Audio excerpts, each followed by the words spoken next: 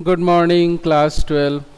हम लोग डायरी के पन्ने पाठ को पढ़ रहे हैं और पिछली कक्षा में हम लोगों ने पृष्ठ संख्या 64 तक पढ़ा था। आज हम लोग पृष्ठ संख्या 64 से ही जो चौथा पैराग्राफ है वहाँ से शुरू करेंगे। शुक्रवार 23 जनवरी 1944। मेरी प्यारी किट्टी।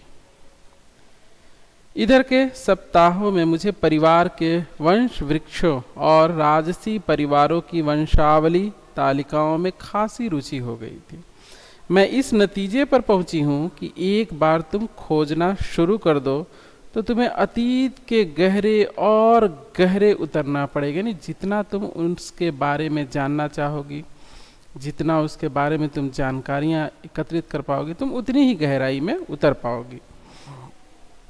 इस खोज से तुम्हारे हाथ और भी रोचक जानकारियां लगेंगी। आप जितनी ही गहराई में जाएंगे उतना ही बढ़िया क्वालिटी का मोती आपको मिलेगा। यानी जितनी ही गहराई में किसी चीज़ को जांचेंगे परखेंगे उतना ही उसके अच्छे परिणाम और रोचक जानकारियां प्राप्त होंगी। हालांकि जब मेरे स्कूल के काम की बात आती है तो मैं बहुत मेहनत करती हूँ और रेडियो पर बीबीसी की होम सर्विस को समझ सकती हूँ। इसके बावजूद मैं अपने ज़्यादातर रविवार अपने प्रिय फिल्मी कलाकारों की तस्वीरें अलग करने और देखने में गुजारती हूँ।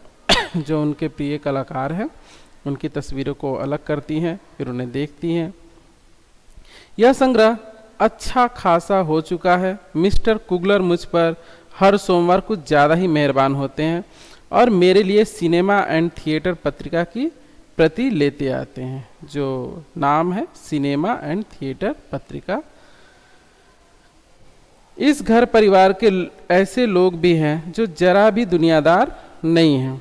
इन्हें पैसे की बर्बादी मानते हैं, लेकिन इस बात पर हैरान भी होते हैं कि कैसे मैं एक सवाल के बाद भी किसी फिल्म के सभी कलाकारों के नाम ऊपर से नीचे तक सही से ही बता सकती हूँ, क्योंकि वो उसमें रुचि लेती हैं। हम लोग जिस चीज़ में रुचि लेते हैं, जिस चीज़ को अच्छे से पढ़ते हैं, समझते हैं, जानते हैं, उसके बारे में हमारी जानकारी होना स्वाभाविक है।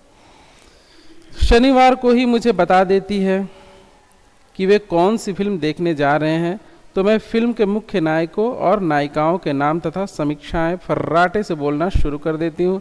हाल ही में मम्मी ने फिक्रा कसा कि मुझे बाद में फिल्में देखने जाने की ज़रूरत ही नहीं पड़ेगी। नहीं, मम्मी ने क्या कहा कि तुम्हें और फिल्में देखने जाने की ज़रूरत नहीं, तुम तो यहीं बैठे बैठे ही सब कुछ बता देती हो।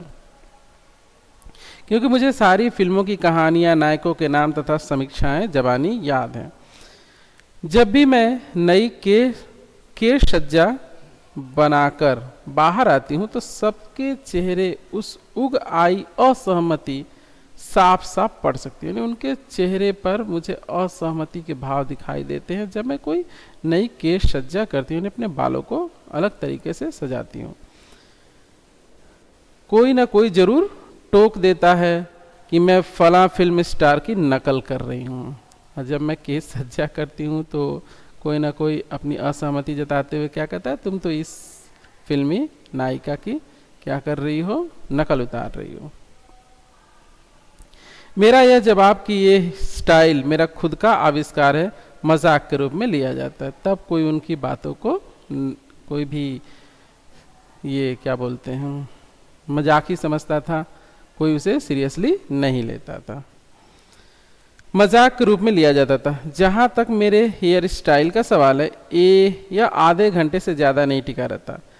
तब तक मैं उससे बोर हो चुकी होती हूँ और सबकी टिप्पणियाँ सुनते सुनते मेरे कान पकने लगते हैं कि लोग इतना बोल देते हैं उसके बारे में कि तुम इसकी नकल कर रही हो, उसकी नकल करती हो। तो मैं आधा घंटे से ज़्यादा उसको और नहीं रहने देती, फिर मैं उससे ऊब जाती हूँ। मैं सीधे गुसलखाने की तरफ लपकती हूँ और मेरे बाल फिर से पहले की तरह उलझे हुए घुंघराले हो जाते हैं। नहीं, फिर पहले की तरह ही नॉर्मल हो जाते हैं, क्योंकि मुझे और किसी की बातें सुनना अच्छा नहीं लगता। तुम्हारी एन।